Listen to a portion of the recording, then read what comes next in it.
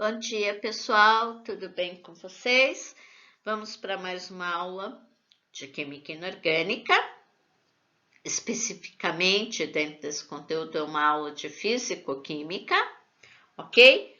Onde nós vamos dar continuidade à introdução das propriedades coligativas.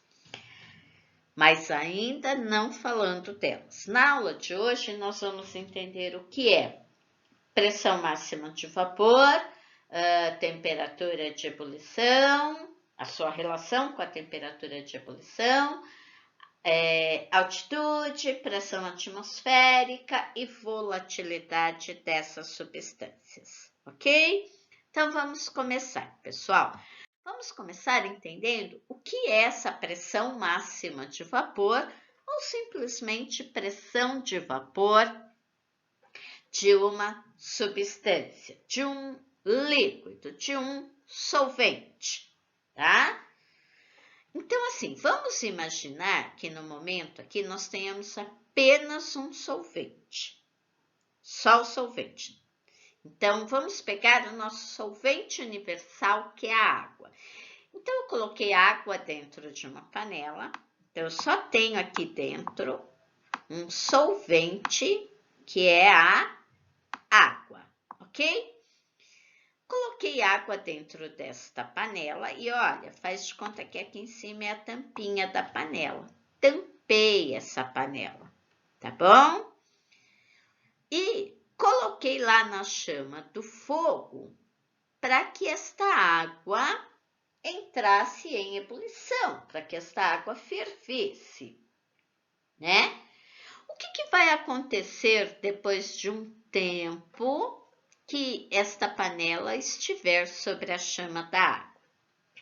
Quando a água atingir o seu ponto de ebulição, ela vai começar a passar do estado líquido para o estado gasoso, não é? Ebulição, pessoal, passagem do estado líquido para o gasoso. Então, a água vai passando do estado líquido para o estado gasoso. Sabemos que o estado gasoso é o estado que tem maior quantidade de energia entre as moléculas. Então, essas moléculas estão em movimentos constantes e tendem a ocupar todo o espaço no qual ela está contida. Só que ela tem água aqui no estado líquido. E essa água que passou para o estado gasoso, que é vapor de água, né? Porque na temperatura ambiente a água encontra-se no estado líquido, ela quer ocupar mais espaço. O que ela faz? Ela começa, essa água no estado gasoso, começa a exercer uma pressão sobre o líquido, né? Para diminuir o volume deste líquido e assim esses vapores de água terem mais espaço aqui dentro desta panela. Esta pressão que o estado gasoso da água faz sobre o líquido, nós chamamos de pressão de vapor. Tudo bem? Então, pressão de vapor é a pressão que as moléculas no estado gasoso exercem sobre o seu líquido. Continuando, pessoal, vamos entender aqui. O líquido entra em ebulição quando? É de qualquer maneira? Não. Ah, Marcia Rita, é só colocar lá o líquido na panelinha e colocar na chama do fogo que ele vai entrar em ebulição. Não, pessoal, tem uma explicação científica para isso, né? Então, como nós estamos usando como exemplo o solvente universal, que é a água, que nós sabemos que ao nível do mar, pressão atmosférica de 760 milímetros de mercúrio, ou de uma atmosfera, porque todos os dados que nós temos de todas as substâncias químicas são dados como padrão, todos ao nível do mar, ok? Então, a água, de novo, a água, porque eu estou usando como exemplo o solvente universal, que é a água.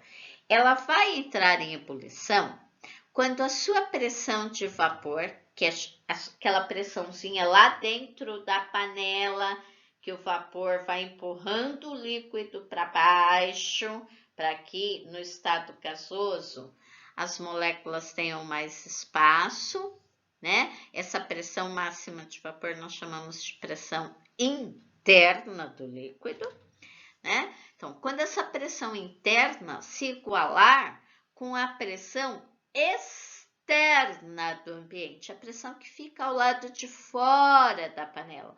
E essa pressão externa é a pressão atmosférica, é a pressão que o ar exerce sobre o sistema. Então, lá no litoral, quando a pressão de vapor da água dentro da panelinha atingir os 760 milímetros de mercúrio, que é a pressão do ar no litoral, a pressão atmosférica no litoral, aí a água vai entrar em ebulição, tá? E por isso nós conseguimos explicar que uns líquidos entram em ebulição primeiro e outros depois, além de vários outros fatores, né, pessoal? Nós sabemos, por exemplo, lembrando lá da primeira série, que as forças intermoleculares, pontes de hidrogênio, que é a mais forte, a mais poderosa, dipolo, que vale para substâncias iônicas, e as dipolo induzido para substâncias moleculares são as mais fracas, né? E que isso tudo interfere na temperatura de ebulição da substância, portanto, vai interferir na sua pressão máxima de vapor, né? E no momento em que ela vai entrar em ebulição, tudo bem? Dando continuidade, pessoal. Uma coisa que nós já sabemos, vocês já viram isso nas aulas de geografia, mas é bom relembrar. A pressão atmosférica aumenta com a diminuição da altitude e vice-versa. Então, pressão atmosférica e altitude são grandezas inversamente proporcionais. Então, olha aqui, pessoal. Estamos aqui no estado de São Paulo, né, que tem uma altitude maior do que a do litoral paulista. Quando nós vamos para o litoral paulista, independente da cidade, nós descemos a serra, né? Temos que descer. Então, a altitude que era maior vai passar a ser menor. E aí, quando nós estamos descendo a serra, nós sentimos o nosso ouvido um pouco entupido, não sentimos? Por que nós sentimos isso? Porque a pressão atmosférica vai aumentando à medida que a altitude vai diminuindo, né?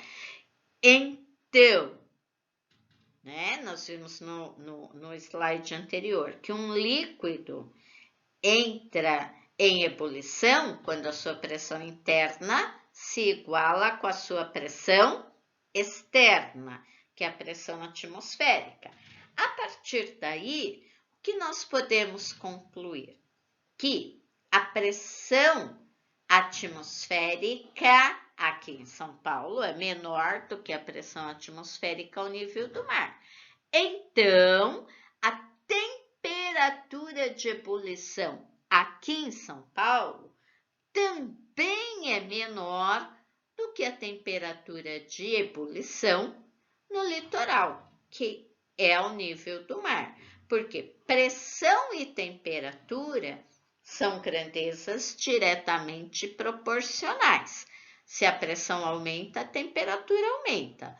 Se a pressão diminui, a temperatura diminui. Tudo bem? Então, só para vocês terem uma ideia, aqui em São Paulo, a água entra em ebulição na temperatura de aproximadamente 98 graus Celsius.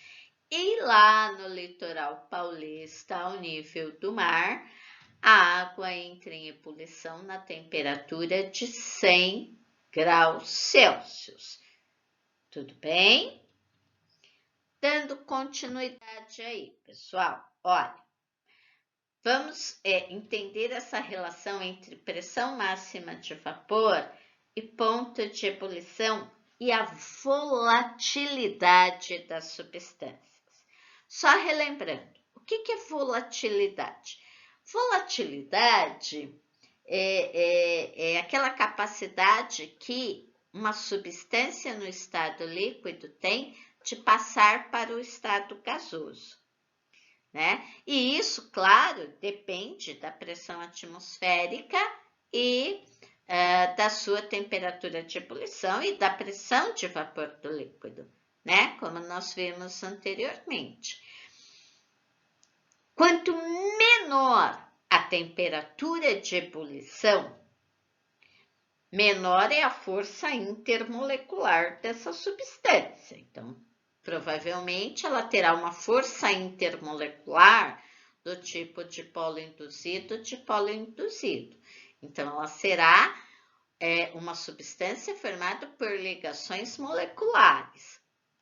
E isso diminui a sua temperatura de ebulição, mas aumenta a sua volatilidade. Por quê? Porque quanto menor essa temperatura de ebulição, mais rapidamente o líquido vai passar para o seu estado gasoso. Então, eu vou formar maior quantidade de vapor em um tempo menor.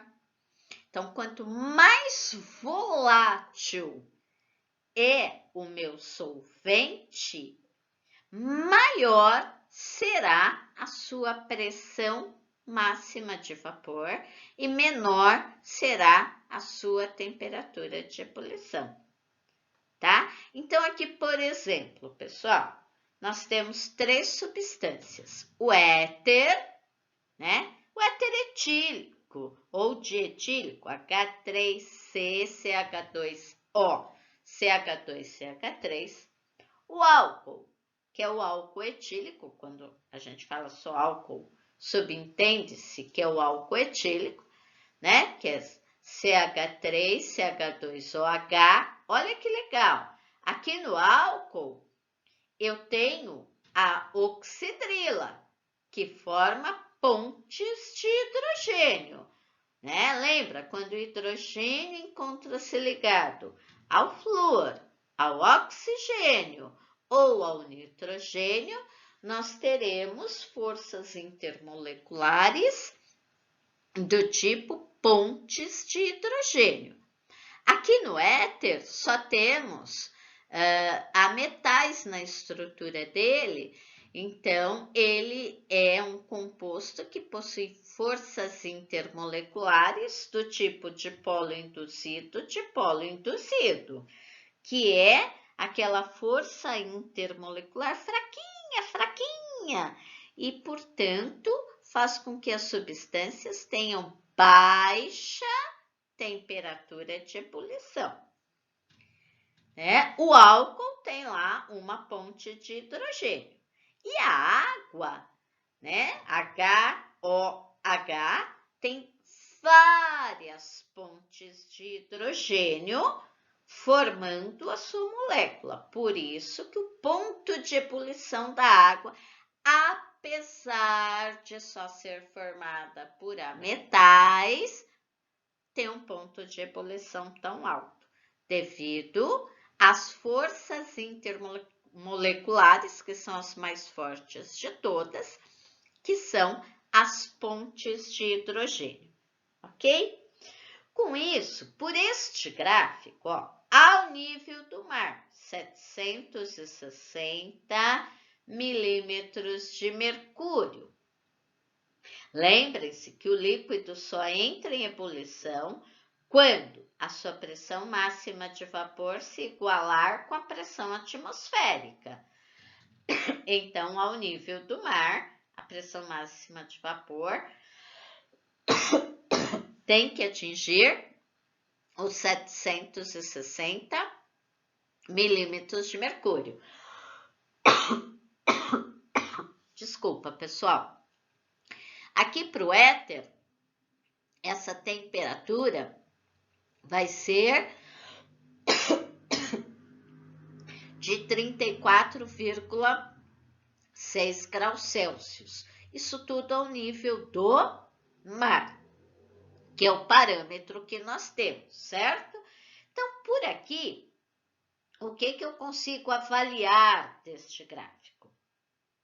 Que a minha substância mais volátil, ou seja, a substância que terá maior pressão de vapor, será o éter, em seguida o álcool e por último a água. Então vamos imaginar assim, que eu tenha 3 frascos, né? Com a mesma quantidade, vai, 200 ml de éter, 200 de água, 200 de álcool.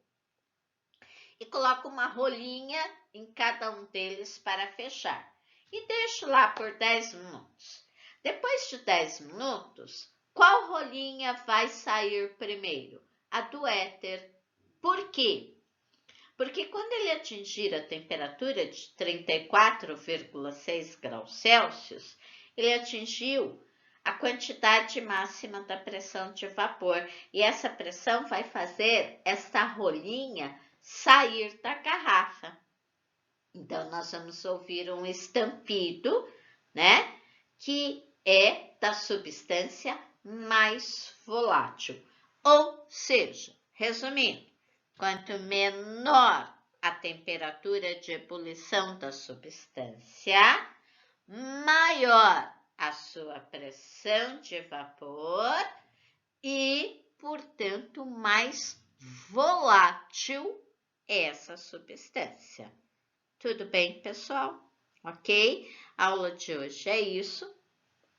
É só teoria mesmo, não tem mais nada. Espero que tenham entendido. Agora vocês tentarão resolver os exercícios e sabem que qualquer dúvida, né? Só expor lá via Agendedu. Estaremos aí para solucionar as dúvidas de vocês, tá bom? Então, por hoje é isso e até breve.